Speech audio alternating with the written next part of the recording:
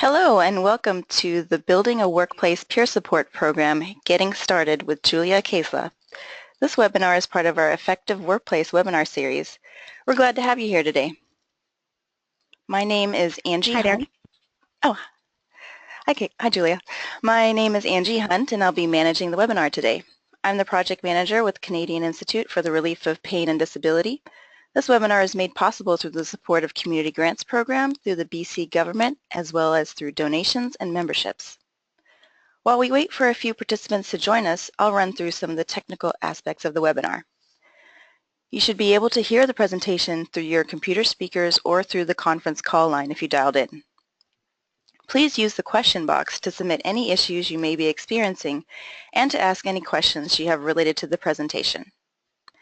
We will collect questions submitted through the presentation and follow the presentation with a Q&A based on the questions submitted. After the webinar, this presentation is being recorded and will be posted for free on our website within a week.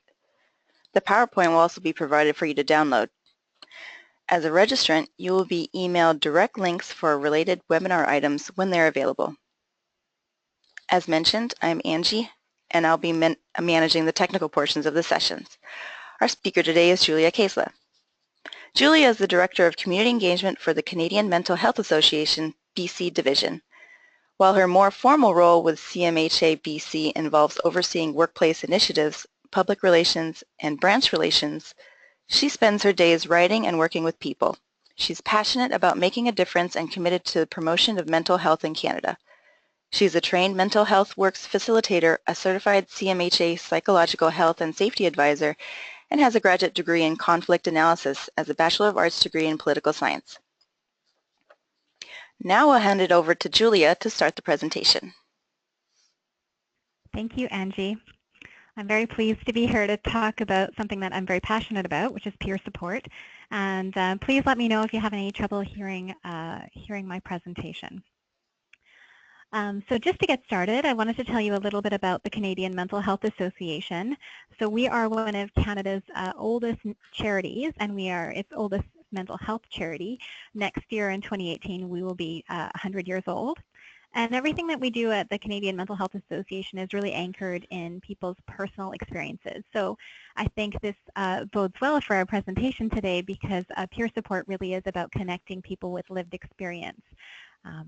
Our vision in Canada is mental health for all, and it's something that we work towards.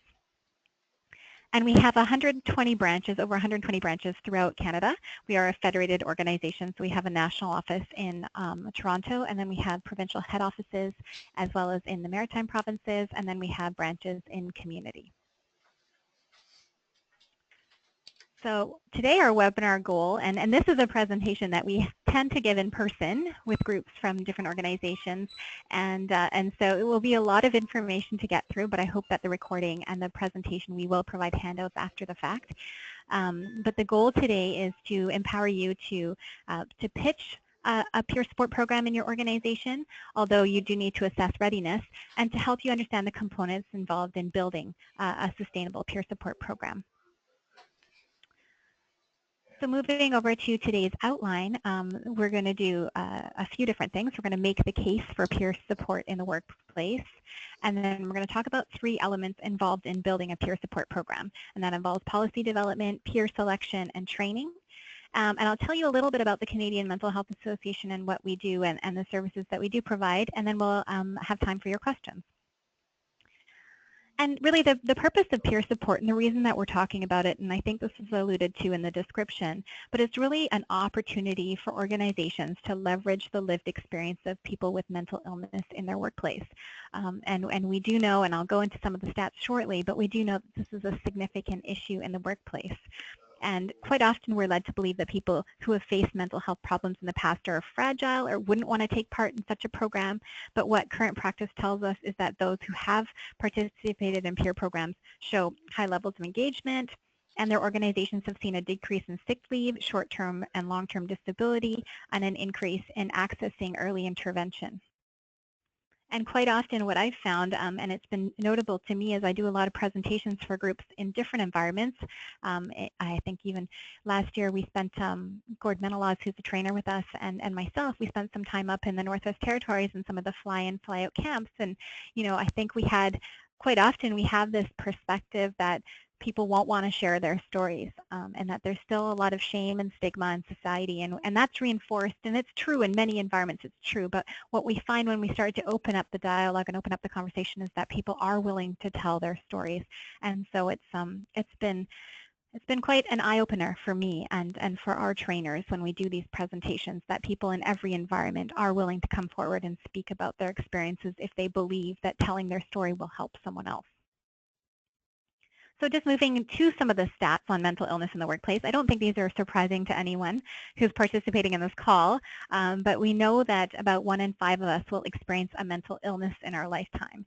And that statistic as well is documented, and this is related to a diagnosed mental disorder. But about 40% or a little bit more than 40% of us, when they've done surveys, and the Conference Board of Canada did one several years ago, asking employees if they had experienced a mental health issue at some point in their lifetime, and about 44% said they had. So I think that when we're talking about mental health in the workplace, we're talking about the full continuum of mental health and mental illness, and so we need to recognize this does affect more than 1 in 5. What is notable about those 1 in 5 and those people with a diagnosed mental disorder is that they will have a significant episode between the ages of 18 and 65, which is when we are in the workplace. So it does impact the workplace in a significant way. And more importantly, 2 out of 3 will not seek help. And there are many reasons for that. And if this was a two-way conversation, I would ask you why you thought that was true. But what you will find, and what most of you are thinking, is because there is still so much shame and stigma associated with coming forward with a mental illness.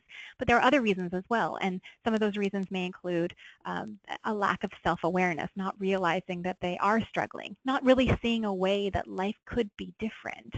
I think that some people have grown up believing that this is just sort of how things are. And as somebody who grew up with someone with a mental illness in my family, I actually had the opposite effect, which was that my father, who had a diagnosis of bipolar disorder, was that he knew that there was another way to be, and that he wanted to experience joy and relative stability in his life. And so he fought very, very hard for that and accessed support and treatment throughout his life. So I think sometimes we're taught to believe that things can't be different, but we need to change that conversation and encourage people to access support early. One of the things we also know is that depression is the leading cause of ill health and disability worldwide. And the World Health Organization actually issued a press release today talking about World Health Day on April 7th, and it's the high point in their year-long campaign called Depression Let's Talk. And really this is around starting to raise the conversation across the globe and starting to raise awareness amongst the populations that they do need to access support early, and that governments also need to be part of the solution in providing more funding. And that gets us to the other reason people don't seek help early, is because sometimes help just isn't available. And sometimes it's very, very difficult to access if it is available. So one of the things that the WHO released in their press release today was that they identified that more than 300 million people across the globe experience depression, and that's an increase of 18% over the last 10 years. And so it is significant, and depression is not the only mental illness that we're referring to when we're talking about peer support, but it is the most common one. So let's talk about peer support. So what is it? Let me apologize in advance that my slides are quite text heavy, and I realize that's not a best practice, but as a webinar, I think that if we're going to give you some tools to use, I'm more than happy for you to quote from the press or from the PowerPoint and use this documentation in building your case. So really, peer support is a system of giving and receiving help founded on key principles of respect, shared responsibility, and mutual agreement of what is helpful. And it is not based on psychiatric models. It is not about clinical support. It's about understanding another situation empathically, but it is based on empathy through the shared experience of emotional and psychological pain. This is really around people offering help to one another who have experienced similar experiences. And really, it is something that can be applied in many, many different environments in organizations, workplaces, schools, healthcare settings.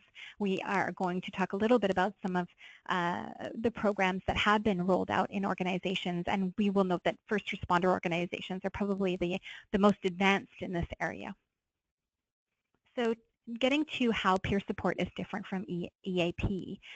So quite often organizations, when I go speak to them, I say, okay, well, we do realize that depression is a significant issue in your workplace. It affects, presenteeism and other mental illnesses like anxiety, addiction. So let's talk about what we can do to address that. And quite often organizations will say, well, we have an EAP. And I think there's a certain expectation that once we've ticked the box with the EAP, that we have solved or we've addressed this issue. And I think that is not necessarily the case. I think some EAP programs are very robust, and that's great, but it is not everything. It is not the full continuum of support that we need to be offering to employees when we recognize that this is such a significant issue in the workplace. So EAPs and employee family assistance programs, they often offer support from a psychologist or a registered counselor in a clinical setting, either in an office or by telephone. It's usually around once per week. And within the employee assistance program, quite often, they'll determine how many sessions are required. And usually it's about up to 5, sometimes much less. And it is professional therapy. But it is one aspect of the recovery process. And it's not long-term care. So people with long-term mental illnesses need a lot more than just that. But EAP is an important part of providing that continuum of care. So EAP is one part of it, and peer support is something different. Peer support is about bringing peers together that have similar lived experience, to have informal conversations as needed. It's not a predetermined number of interactions. It's iterative. It's sort of an informal process, although sometimes it can be more formal. It's very therapeutic, but it is not therapy. And really the focus of this, and I think the concepts of hope and recovery will come up many, many times, because that's really what is at the core of this program, is really about hope and building hope with recovery as the goal. So I think we've probably made the case about why peer support is necessary, but just to give some messaging here, and MHCC, and I think I probably should have explained this, is the Mental Health Commission of Canada, but this is a quote from them, and this is: peer support is rooted in the knowledge that hope is the starting point from which a journey of recovery must begin. Peer support workers can inspire hope and demonstrate the possibility of recovery. They are valued for their authenticity because they can relate to the challenge and have found ways to recover.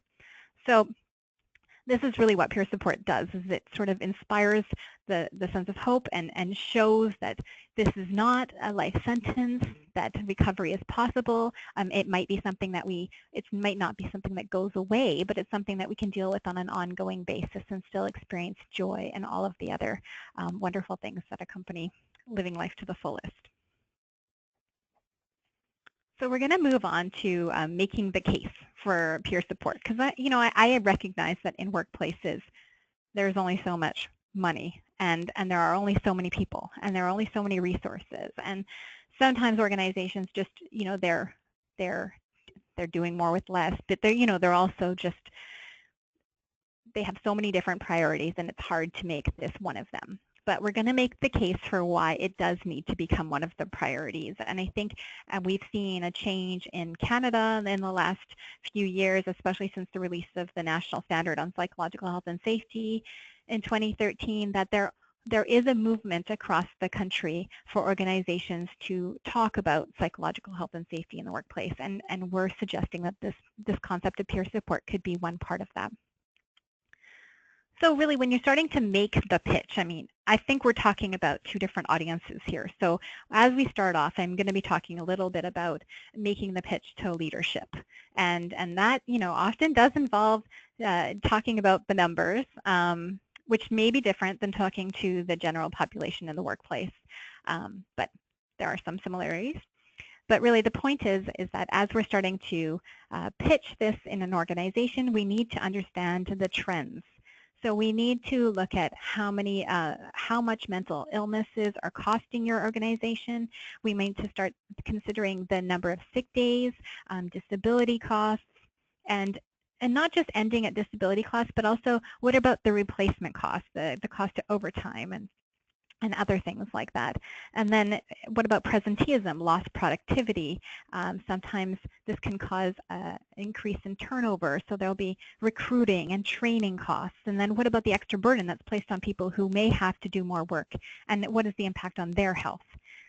The other piece around this is when we return someone to the workplace who we know has experienced some difficulty, and it's not always because they left for a mental health issue, but it could be a physical health issue, and it's very common for a mental health issue to be a secondary condition. So when we return people back to the workplace, how are we helping them stay at work, and are we starting to measure that metric? Are we looking at our EAP usage, our benefit usage, and how many grievances, complaints, accidents, various other things? So these are the kinds of trends that we needed to look at. We need to determine benchmarks and goals. We need to capitalize on existing policies, strategies, and processes, and we need to include soft goals. So we want to be looking at our engagement scores or whatever other surveys you're doing. If you're doing a survey on psychological health and safety, all the better. And then moving on, we need to talk about the gaps. So as I mentioned, organizations, they're very keen to say that we have some supports in place, we have an employee assistance program, and most often when you start to actually look into the employee assistance program, employees aren't using them. They're not using them as much as they could use them, and yet we still have this other problem, which is that there are so many employees struggling with all of the added pressures, and the workplace may be contributing negatively to their mental health. So we need to start talking about the gaps in the system. So what happens when staff are reluctant to use an employee assistance program? What happens when they exhaust the benefit services available to them for psychological health or treatment? Who follows up after a critical incident? And in the first responder groups, when we've had these conversations around peer support, is that they often have a debriefing process for something significant that happens. And so in the immediate term, there is a lot of support provided. But in the long term, 6 months later, even 2 weeks later, who's following up? And what is the process to ensure that people who might be showing signs of trauma much later on are also accessing support? And this is where we start to talk to the executive or to the leadership team about what can we expect. So let's talk about the fact that the EAP usage isn't quite where we need it to be. So maybe we set an objective around increasing EAP usage. Maybe we talk about our benefits and how are we going to change usage of those benefits to better reflect the health concerns in the workplace. We talk about increased productivity, improvement in psychological health and safety measures, including engagement. Another psychosocial factor that we'll reference is psychological support. And can we start to think about setting objectives around decreasing sick leave, long-term disability, short-term disability? Either that could be frequency, it could be duration, it could be looking at a more successful return to work program. So I'm going to show you, NAV Canada has been involved with us in a couple of presentations. We've invited them at the Canadian Mental Health Association to present about their peer support program, which has been well profiled across the country, and we invited them this year to our Bottom Line Conference on Workplace Mental Health. And I just wanted to share with you some objectives from them. So as you're starting to build this program, you need to figure out why does it need to exist, and what is its purpose within the grand scope of things. And you'll notice that even though they, and I will talk about some of the metrics that they have seen in terms of impact, they did not phrase this in terms of, in terms of costs, in terms of dollars. The objectives that they identified were to support employees coping with mental health issues, either personally or through a loved one, to find their own path to recovery, to reinforce organizational core values and build a supportive community at work, and recognize and value the potential for broader societal change by championing mental health peer support in our workplace. They made it about people. They made it about changing the culture. They made it about creating more of a supportive environment. And that's very important, and it's very much in line with the findings from the Mental Health Commission of Canada's case study research project, which identified that if you are going to implement the national standard on psychological health and safety, that you need to make it about the people. You can't just make it about the numbers, and we need to be aligned on that. So, in the back end, as you're pitching this to the executive, absolutely make it about the numbers and start to look at, what are some of the long-term metrics that you could hope to change. But when you're talking to the larger staff population, you really need to connect with them at a more personal level. It's that whole idea of speaking to the heart, not the head. And as we look at psychological support, those of you on the call who are familiar with the National Standard on Psychological Health and Safety, you'll know that the first psychosocial factor is around psychological support. And peer support definitely offers an important way to make progress in this area. So moving on, I know we have quite a bit to cover still, but let's talk about the build. Let's talk about the 3 components of the build. So let's say you've started to think about where this could fit in your organization. You've identified some of the objectives that you think it can accomplish. You've sort of thought about how to position that to the leadership team, and then also how to position that to the larger employee population. Let's start to think about, now what do you do? How do you build it? What are the components involved in building that program? So let's start with the basics. So what is it? It's voluntary, it's informal or formal, it's confidential, it's centered on people, it's iterative, so it's as many interactions as are needed, it's therapeutic, and it's recovery focused. What it is not something that managers would refer someone to if they thought they were struggling. It's not mandatory, it's not documented, it's not organization driven, it's not restricted to a certain number of interactions, and it is not therapy. And then as you start to look at your organization, you have to think, are we ready? Are we ready for this kind of a program? So do we have leadership buy-in, wholesale leadership buy-in, at least from like some of the key people in leadership? Do we have the resources to sustain the initiative? So it's not something that we can all do off the side of our desks. If we want to make a responsible program, it does need to have some resources allocated to it. And that's both people and funding to provide training and ongoing support. Is this part of a bigger mental health in the workplace strategy, or is it just something that will sit on its own? Because what you'll find is as you start to develop these programs, more questions are asked. So for example, if we have employees that are struggling and if our peer supporters are intervening to support them, what are the supports available? Do they have somewhere that they can refer them to? What is the benefit plan that supports employees to access treatment outside of the workplace? So it does ask bigger questions. And then last year, what about the culture? Will the culture support this kind of openness? And people, if you have peers, for example, with lived experiences coming forward to tell their story and to offer their support and their experience of recovery, we need to think about that as well. So we need to think about their safety. So I'm going to go through, I'm going to make this seem very easy. So we have a step-by-step process. We have about 9 steps. And if you go through all 9 steps, then you've essentially established the foundation for building this program.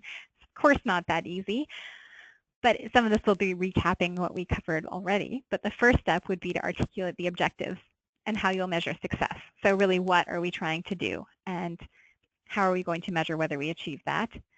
Number 2 would be to define the roles, responsibilities, and expectations. So for example, where does it fit in the chart, the organizational chart? Does it fit within HR? Does it fit within occupational health and safety? So where is it going to live? And who's going to be assigned to overseeing it and ensuring that the trainers are supported? So do you have a process in place for risk of harm to self or others and how to maintain wellness for all peers and their supporters? So for example, if you do have peers that are providing support, and any of us who have been, most of us in a workplace have been doing this informally for one another for many years, but in a more formal role, we may come across things that we may not feel prepared to respond to. So if we're going to create a responsible program where peers can support others, we need to think about how we're going to support those peers. And this is very, very important. They need to know the limits of their role and what to do if they do suspect risk of harm for an employee, if they see that there's a risk of suicide, for example. What do they do? And then how do we support that peer to be well? Number 4 would be to determine the intersection with disability accommodation processes and policies. So how do we make this an integrated part of psychological support in our workplace? So For example, a great opportunity would be when people return to the workplace to, create a sort of a mechanism for a peer to check in on them, whether or not it's a mental health or a physical health issue that they were gone for, whether you know or not, because quite often you don't. But maybe we make it an integrated part of their return to work, just having someone check in on them. That's often such an important part and something that we tend to miss when we jump right back into work and all of the things that need to get done now that may not have gotten done while that individual was away. Number 5 would be to talk about how do we identify the time commitment and how do we track time without breaching confidentiality. We also don't want our peers to get exhausted and to spend inordinate amounts of time providing support. So how do we create a structure where they can be iterative and they can have continuous conversations, but at the same time it's not too much on that particular individual because they still have a life and a job to do. So we need to figure out how do we create that balance. So moving on to number 6, we would need to determine the recruitment and selection criteria for our peers. That's a very important part. We'll talk about that in a minute. Number 7 would be determine the training plan and ongoing support. So we need to make sure that our trainers, as much as our peers, have the training that they need. Number 8 would be to develop a communications plan so that we can speak to the employee group and the leadership group and explain to them what peer support is in our workplace and how they can access it. Number 9 would be to develop some sort of a reporting mechanism. So something that respects confidentiality, but allows us to collect some metrics around, maybe how much time was spent on the program, how many people accessed the program. Of course, that will be an important part of reporting to the leadership team about the value of the program. So we talk a little bit about the policies that need to be in place.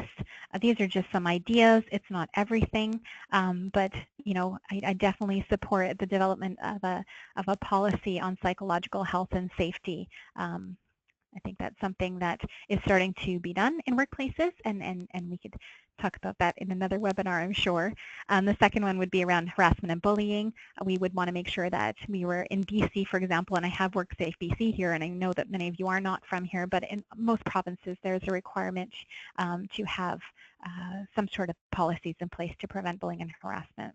And if there aren't, it is a best practice. We want to talk about some anti-discrimination policies, respect in the workplace, confidentiality, conflict or dispute resolution, accommodation policies, and I would highly recommend the development of a separate policy on peer support so that depending on when the leadership changes, that these things can stay as they are. So moving on to peer selection. So when we're talking about developing a peer support program, we really need to be talking about who our peers are going to be. And these are generally workers with lived experience in recovery who have a demonstrated skill and ability in interpersonal communication, critical thinking, teamwork and collaboration, ethics and reliability. It's basically like writing a job description. So as you start to look at the program that you're developing, you need to be really developing what do we need from our peers and what are the skill sets that we would be looking for. So that moves us into the recruitment and selection process. We would need to have clear role definition and expectations. We would want to determine what prerequisites were required. We would want to talk about how to do this fairly so that everyone has the opportunity to consider this. We would want to screen for basic criteria, an interview, and do reference checks. So if you have, for example, 5 or 6 peers that you decide to train in your workplace and hire, and in a way it's a bit of a hiring process, right? So you're going to find the right people and figure out the right fit, and then you're going to train them. The big question that we ask in our training sessions when we host this with different groups is how important is it that someone has personal lived experience of mental illness and recovery? And it's been an interesting conversation because in many first responder groups, they train, for example, their CISM team or their CISM team is informally acts as their peer support group, or they'll choose to train their CISM team in terms of peer support. If they have an internal employee assistance program, representatives, they will train them. But quite often, those individuals were not recruited because they had a lived experience of mental illness. And when we talk about peer support in the community, lived experience of mental illness is very important. In the workplace, is it as important? Is it something we need to look at as a prerequisite, or is it not? And I don't think there's agreement on the answer to this question. Quite often where we land is almost everyone agrees that if they do not have personal experience of personal lived experience or and recovery, that they need to at least be a family member of someone with a mental illness. But I would leave that up to you, and I think that's an important question to debate as you develop this program.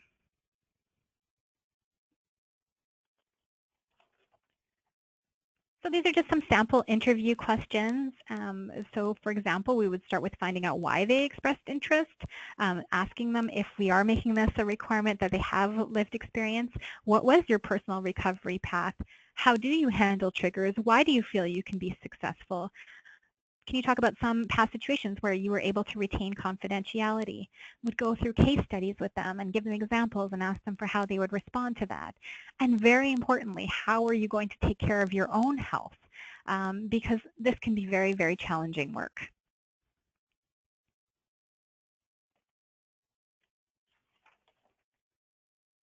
So moving on to the training component of this. So getting started on peer support training. Once you've identified your peers, you have a sense of their general skill sets. You do want to provide them with some comprehensive training so they understand how to be effective peer supporters. So the question you need to ask yourself is, what kind of training do they need? How does this training need to be customized to your particular work environment? How much time do you have available to train them? Can you take them off site for a week, for example, to train them? Or do we need to do it in smaller increments? Do you have the space and equipment to do that? And what kind of resources, internal resources, for example, or external resources do you have access to? I'll go through some of the ideas that we have around what is the training, what are some of the components that we would recommend as part of this. It's quite long, so but I think these are all very valid parts of ensuring you have trained peer supporters. So the first would be to provide some general understanding around mental health and mental illness. I think we have to recognize that when people come in with their own lived experience, that they might have a very defined view of what mental illness is, and we need to broaden that perspective, if it hasn't been broadened already, to understand the various components of mental health and mental illness. We need to help them understand the risk factors and the protective factors around mental health and the bigger context. So, when we do presentations for other groups, we often talk about that we can't affect change in the workplace without looking at multi-levels. So how do we support individuals to be well? How do we support coworkers to have the skills to support one another, and managers to respond to employees who might be struggling? We talk about organization-wide strategies, and that might involve, for example, implementing the national standards. So we want them to understand the bigger context. We would want to provide thorough training on the peer support program. How do individuals access the peer support program? Are there any forms that they need to fill out? How do they learn about the peer support program?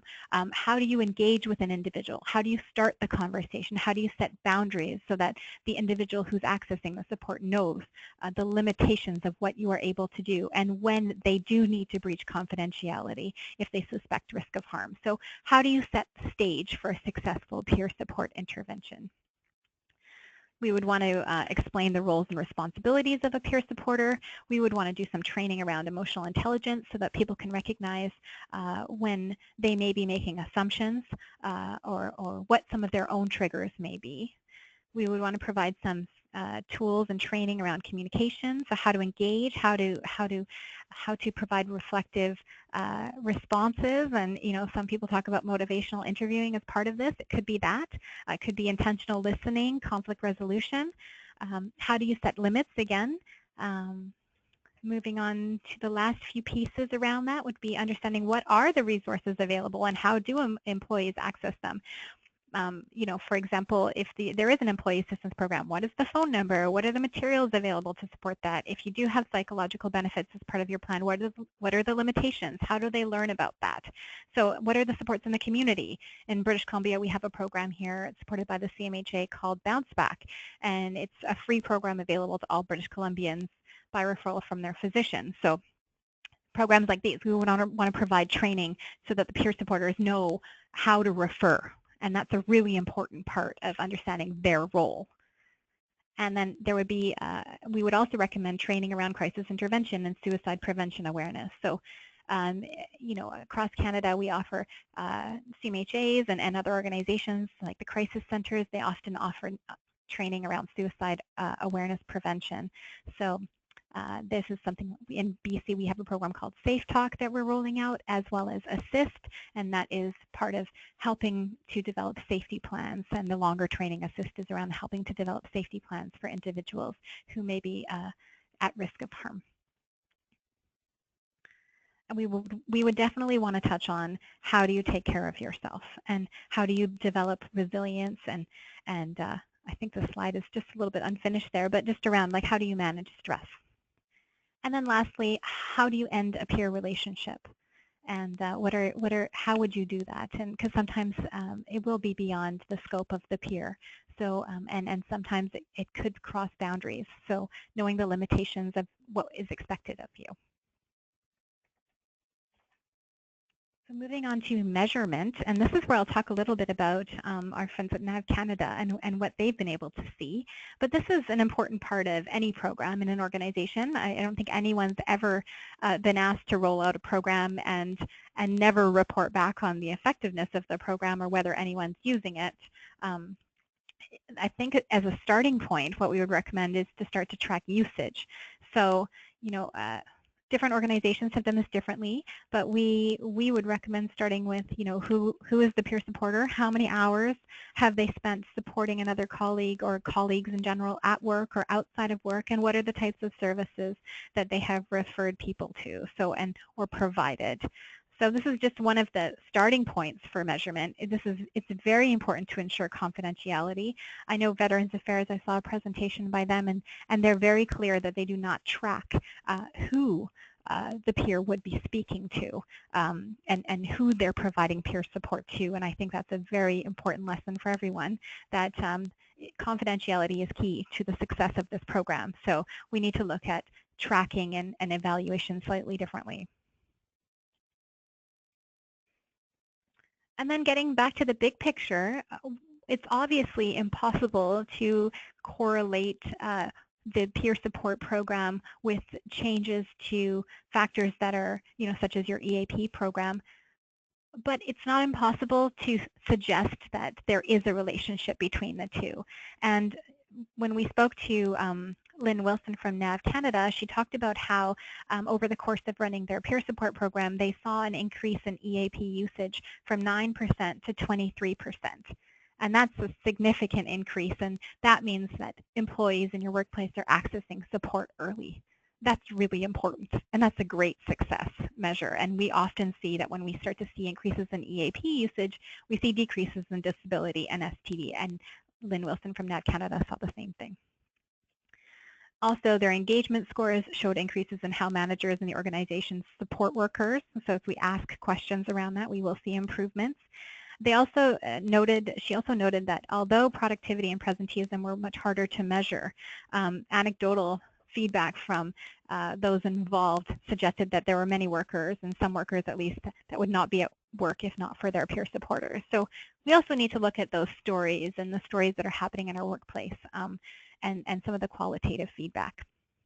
They did see an increase in their psychological benefits. I think they doubled, and I think that's quite common in organizations when we start to talk about mental health more and the need for early intervention, that we will see people using their psychological benefits. I have to say, I think that's a great thing. I think that's really important, especially when we see the gaps in our larger healthcare system where it is very difficult for people to access psychological services. Quite often they have to pay for them out of pocket. So if we provide benefits that include that benefit line, people should use them, because I think it will positively impact the workplace, although it's another investment or something to negotiate. but it's an important one. And then lastly, I think reputation. I think word travels fast that this organization is a supportive organization.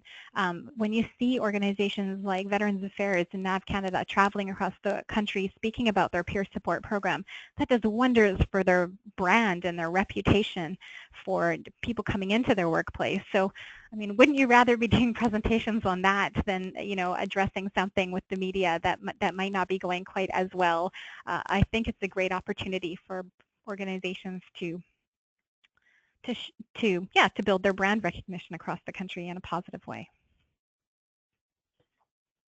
So we have about 4 more minutes before we're going to take some questions, but I wanted to delve into the resources that are available, and some of these are from CMHA and some of them are not.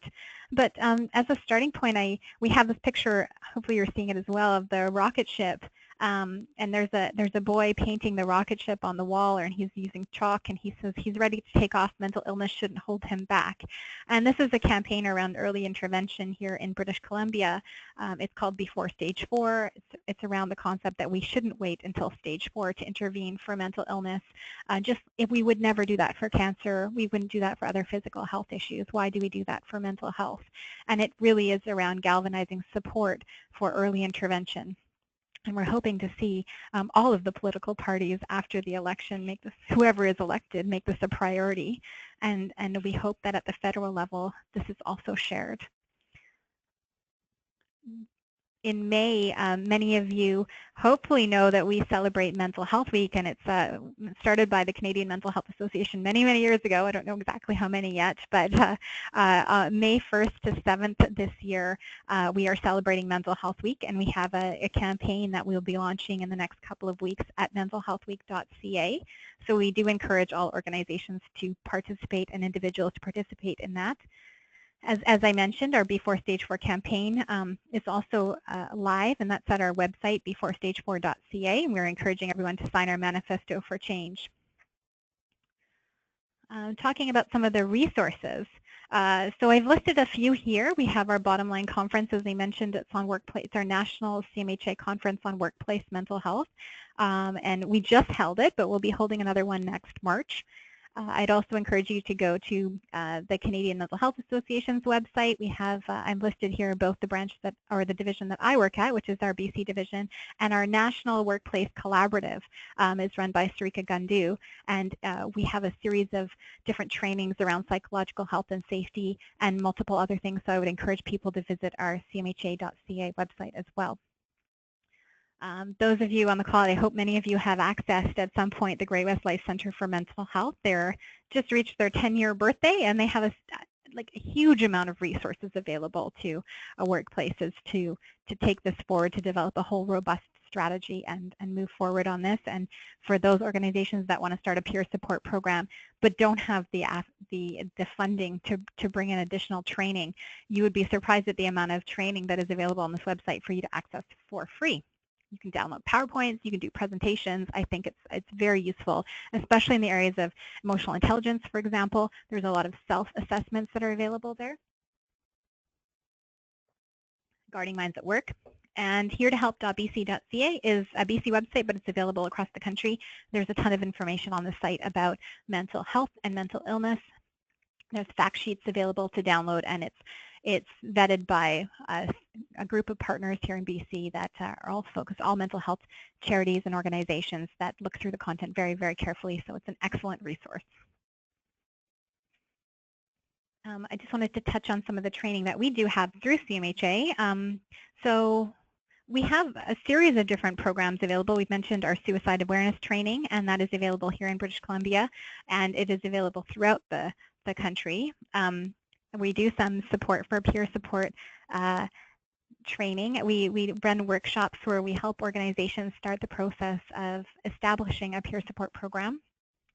We do lunch and learns. Like, I know organizations that are just at the initial stages of this, sometimes that's their starting point, and that's fine. We would love to come in and speak to your organization, even over our lunch hours. Sometimes we bring in speakers to tell their own personal stories of mental illness, as it's one of the most effective ways of breaking down stigma. We do training for health and safety and union reps. We have a whole program that we're launching here in BC for firefighters called Resilient Minds. It's a train-the-trainer program for firefighters, partly done by CMHA and firefighters together to do the training, and then they go into their different fire halls and train their folks, and it's being very well received here in BC. We have mental health works available across the country, so this is for leadership managers who are starting to see signs of illness in some of their direct reports, or they're seeing behavior changes and they don't know how to start the conversation around what's really going on and is there something more to this. We really want to support managers to have those conversations, as it's such an important part of accessing support early. And as I mentioned, Sarika Gundu from our national office has developed with the Great West Life Center the Psychological Health and Safety Advisor training. So we do run that in different provinces so that organizations can have someone trained and they can go ahead and implement the national standard and look at peer support as part of that whole strategy. So that's a lot of talking for me. The only other thing I wanted to mention was I do encourage all of you to check out the World Health Organization, because on April 7th, as I mentioned, it is World Health Day. So that is another opportunity for you to talk a little bit, a bit more about mental health and depression in particular in your workplace. So I'll turn it back over to you, Angie. Thank you, Julia. Great presentation. We did have a few questions that came in, and as a reminder to the audience, if you have any questions, you can type them into the question box in the GoToWebinar session, and we'll go ahead and ask them. We will be sharing the slides after this presentation. They'll be posted to the website, and you'll be receiving a link about a week after this presentation. We had a question come in concerning, can you talk a little bit more about NAV Canada?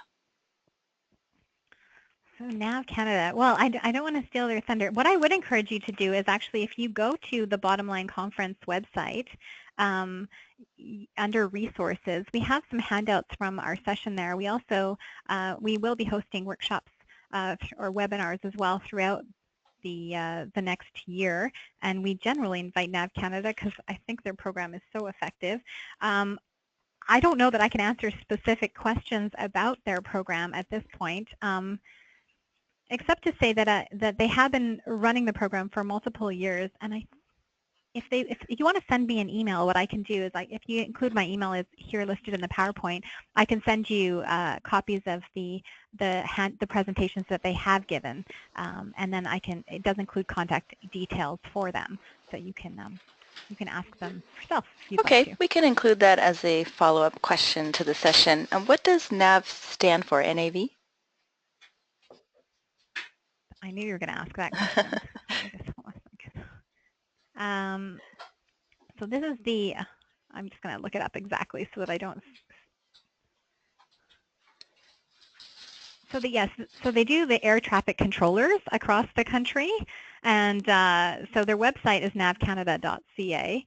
So they manage the airspace. So air traffic controllers, as you know, they have a very stressful role, and they needed to find a way to provide additional support to employees to enable early intervention. They have I know they do have two peer support programs, and they're separate. So they do deal with substance use disorders separately from other mental health issues.